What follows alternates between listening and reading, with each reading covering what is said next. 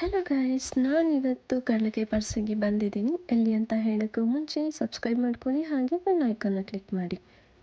ಎಲ್ಲಿ ಅಂದರೆ ಆನೇಕಲ್ನಲ್ಲಿ ಶನಿ ಮಹಾತ್ಮ ದೇವಸ್ಥಾನದಲ್ಲಿ ನಡೆಯುತ್ತೆ. ಇಲ್ಲಿ ಶನಿ ಮಹಾತ್ಮ, ಶಿವ, ಗುರು ರಾಘವೇಂದ್ರ ಹಾಗೂ ಚೆನ್ನಕೇಶವ ಸ್ವಾಮಿ ಅವರಿಗೆ ಪ್ರತಿ ವರ್ಷ ಕಡಲೆಕಾಯಿ ಪರ್ಸನ್ನು ನಡೆಸ್ತಾ ಬರ್ತಿದ್ದಾರೆ.